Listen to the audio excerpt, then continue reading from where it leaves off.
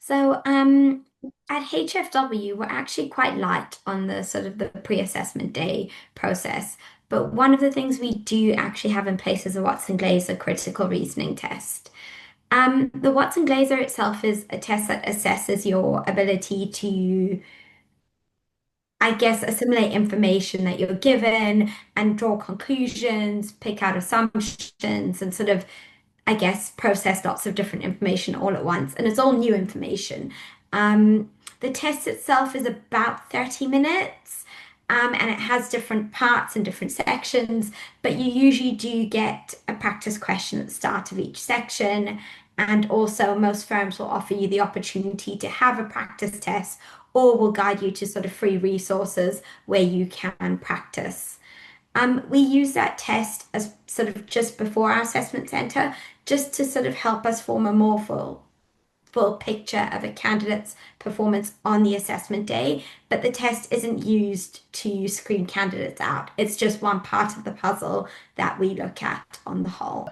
Absolutely. So, and again, I will caveat that different firms might use a different platforms. There are more than one type of platforms for video interviews. So at Charles Russell Speechleads, we use a platform run by a company called Shortlister. And usually you'll get an email from us saying, congratulations, you have made it through the application first stage, and the second stage is a video interview. Then you'll get an email directly from the video interview platform Shortlister, which we've helped craft, to say, here's your link, you've got X number of days. And usually, I mean, with us, we normally give you about 5 days to complete it. Although if you've suddenly, off on holiday or you've got an exam, please let us know, because we can have some flexibility. And what happens with those video interviews is that you log into a platform.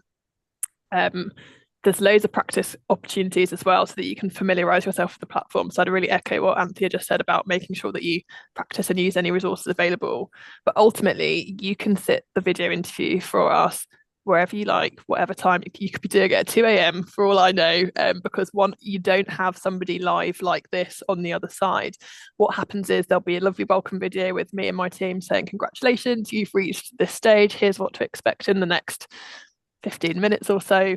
And then we have pre-recorded questions.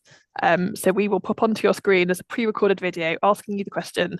Then you have a short amount of thinking time, usually around 30 seconds, and then you have about 90 seconds to answer. Now, different firms might configure that to a different amount of thinking time and a different amount of answering time, and really think about how much is practical for you to respond within that time. 90 seconds goes incredibly quickly, so you will want to be aware of how long you do have to say, and you might want to practice with a timer on your phone and think, oh, I've barely started my answer and I've already hit 90 seconds. You've got to be quite concise.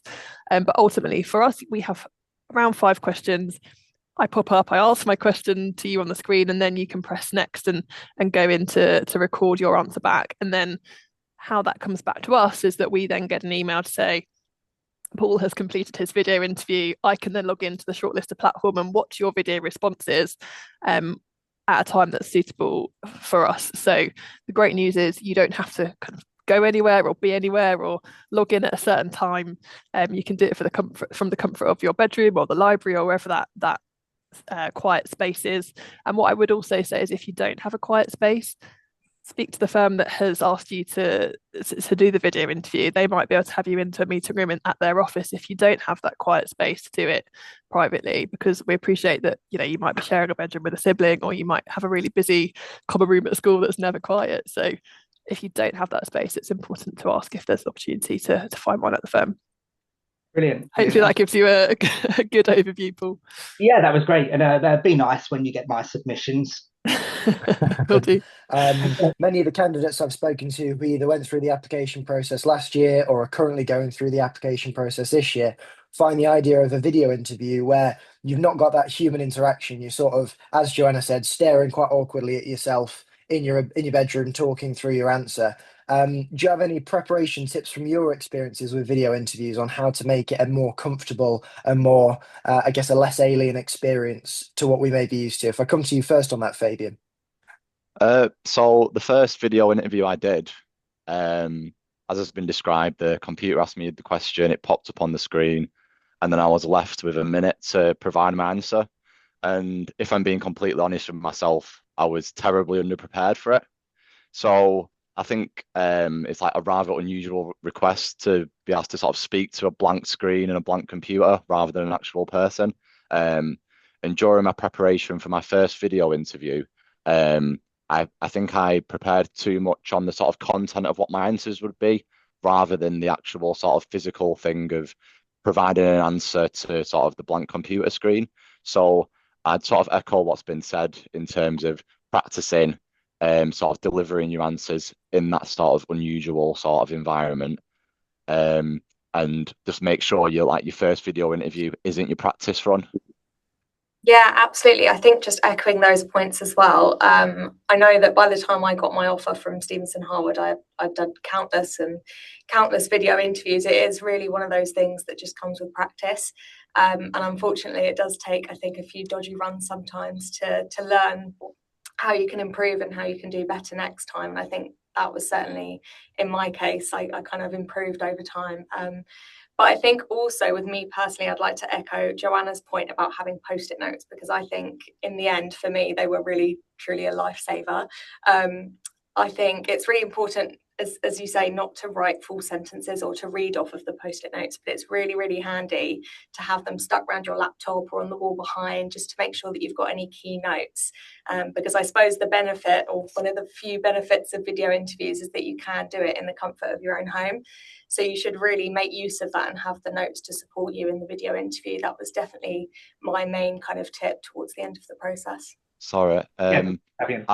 I'd definitely advise people to reach out to current apprentices at the firms that they're applying for, or trainees, because I think that's a really useful way to not only understand the application process, because obviously the apprentices and trainees have been through it in quite recent times, but also to sort of understand what the firm's like in terms of its culture and things like that. So it's sort of a win-win really in terms of setting out the application process and sort of making connections at the firm as well.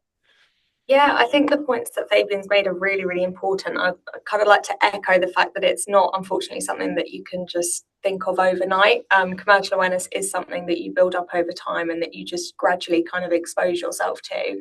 And I think it's really important, going back to that personal touch point, I think kind of what they're looking for here isn't your ability to pull out the most recent news story, you know, as you say, the most popular one from that week, for example. They're actually looking for kind of, what is it about that news story that would impact you or the firm if you were working there as an apprentice? So you really need to kind of look at it from that perspective as a lawyer. How would that impact you? And what is it about that news story that really touches you personally, for example? So really think outside the box with it and do some deeper research. You know, don't just pick the first news story that's, you know, come out that week or whatever it may be. I think really kind of think outside the box with it and apply it in your video interviews in a way that you would as a lawyer, and what are the kind of external impacts of that news story. Yeah. A couple of things. I mean, obviously, as I mentioned, we have a specific Charles Russell Speechlys practice interview, which contains videos of me asking fun questions, which unfortunately for you are not the real questions that we ask, but they cover, there's some similar themes. Also, the Shortlister platform has its whole own suite of additional practice questions. There is a law-specific practice section which you can have a look at. I think it's called shortlist.me.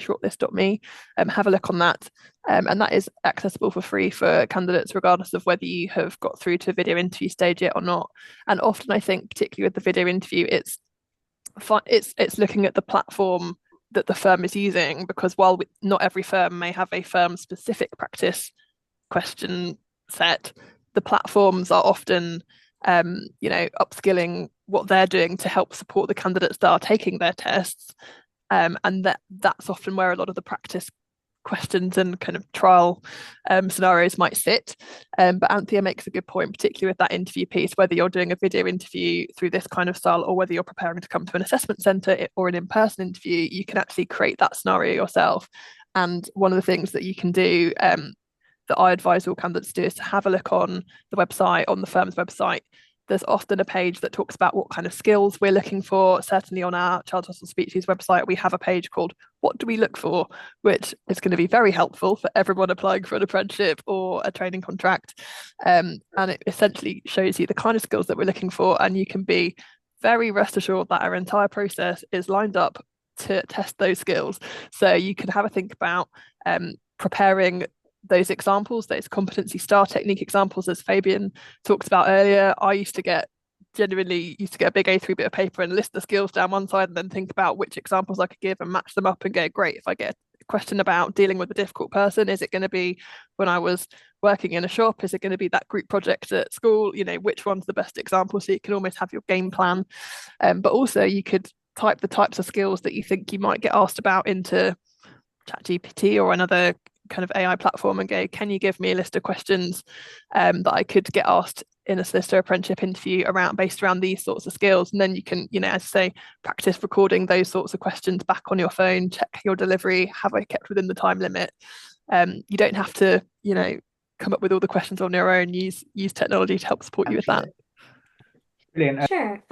So with the Watson Glaser, the critical reasoning test, obviously it's assessing one of the core skills that solicitors need, which is to be able to kind of look at a lot of information and a lot of technical information and sort of usually all presented in written form, and sort of dissect the key pieces, pick up key assumptions, make sound conclusions. So it's one way of assessing critical reasoning as a skill, but for most firms, it won't be the only way. Most firms tend to assess the skills they're looking for more than once at every part of the assessment process because that helps the firm build a complete picture of you as a candidate. One data point isn't enough for us to kind of say that person's critical reasoning skills are strong. But if we have 2 or 3 data points where a candidate has evidenced strong critical reasoning, we're able to say that candidate has sort of the beginnings of what we're looking for. So that's the critical reasoning. The situational judgment tests, from my experience of them, and I'm casting my mind back to sort of 6 or 7 years ago when I started out and I was at a firm that used to use them.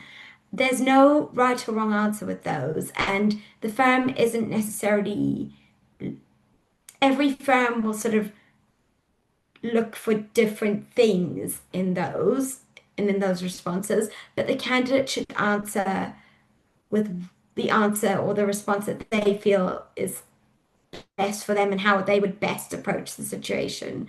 Because some of it is about figuring out your natural strengths and your natural inclinations, and the firm will want to see that.